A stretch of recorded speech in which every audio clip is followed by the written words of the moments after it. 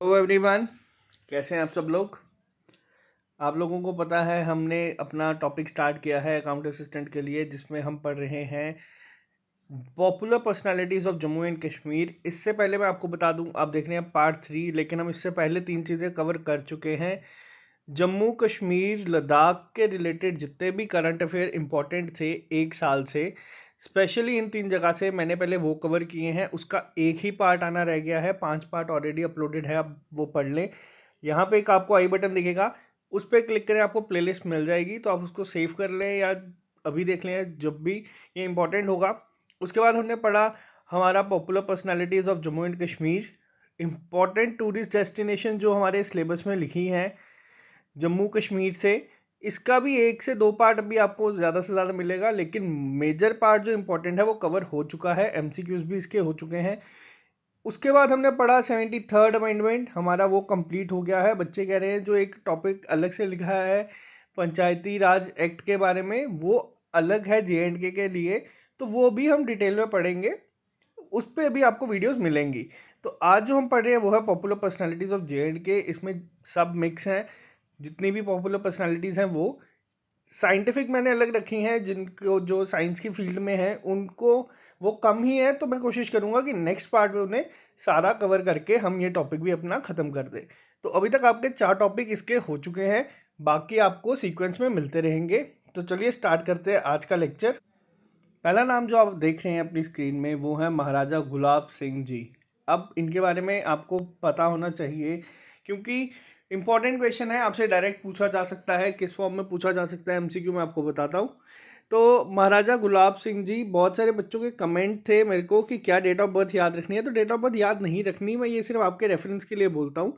आपको बस important point जो मैं यहाँ वीडियो में बोलता हूँ उसे नोट कर लेने हैं, ताकि आपको ये चीज़ें याद रहें। महाराजा गुलाब सिंह जम्वाल जी थे कौन? तो ये फाउंडर थे डोगरा डायनेस्टी के, और फर्स्ट महाराजा थे of princely state of Jammu and Kashmir. तो ये इंपॉर्टेंट है अपने आप में ही, आपसे एग्जाम में डायरेक्ट पूछा जा सकता है, who was the first founder, या फिर who was the first maharaja of princely state Jammu and Kashmir, या who was the founder of royal Dogra dynasty. तो आपको इसका आंसर पता होना चाहिए, महाराजा गुलाब सिंह जी। और आपको पता होना चाहिए कि जो JNK था वो सेकंड लार्जेस्ट प्रिंसली स्टेट था ब्रिटिश इंडिया में। आपको कमेंट में लिख के बताना है कि लार्जेस्ट कौन सा था, ये आप ही लोगों के लिए एग्जाम में नहीं पूछा जाएगा। Which was created after the defeat of Sikh empire in the first Anglo Sikh war. ये पता होना ज़रूरी नहीं है, लेकिन ये पता होना चाहिए कि ये जो थे ये आपके फर्स्ट महाराजा थे डोगरा डायनेस्टी के, और फाउंडर थे आपके डोगरा डायनेस्टी के, तो ये पता होना चाहिए।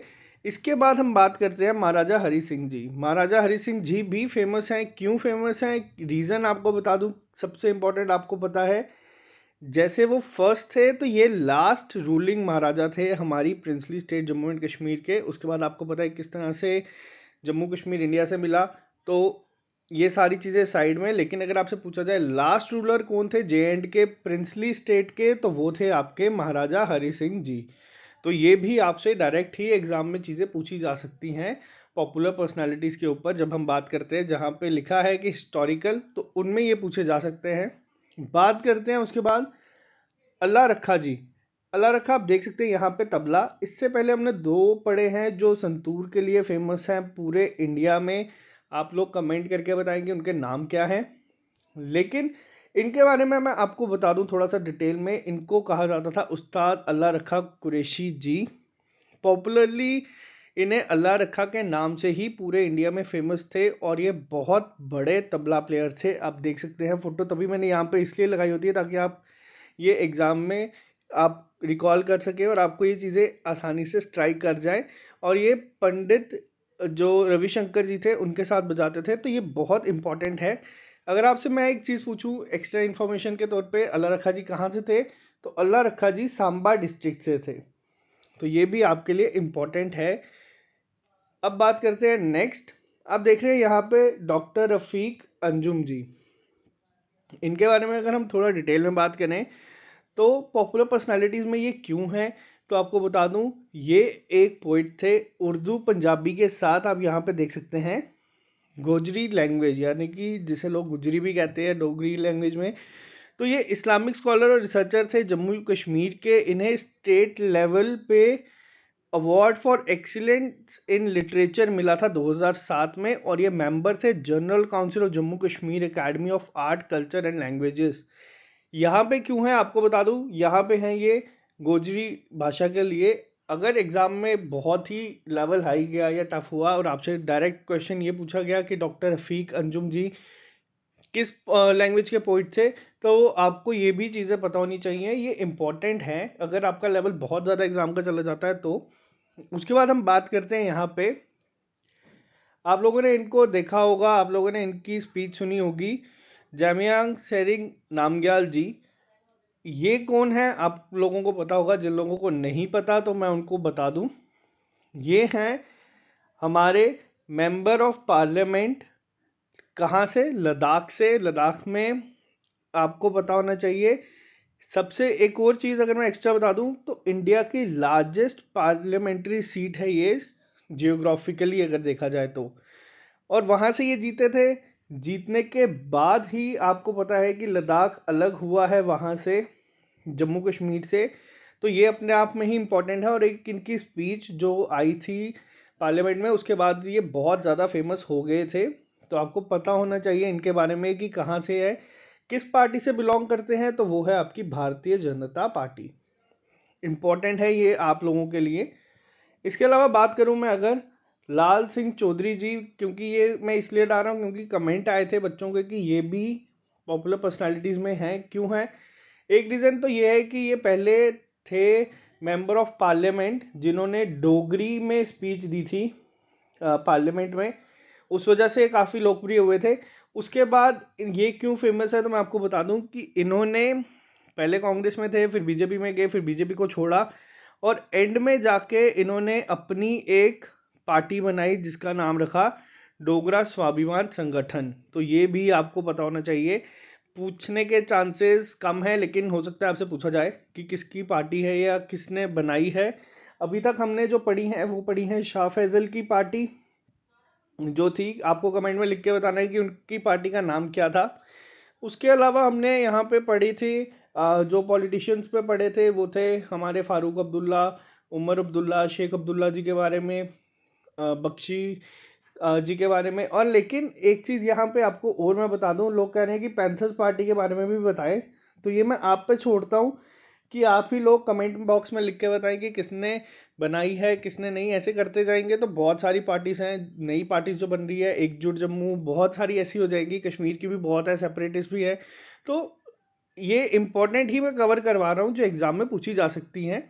बात करते हैं नेक्स्ट शमा जैन जी के बारे में। आप इन्हें देख रहे हैं, यहाँ पे आप देख रहे हैं फ्लैग।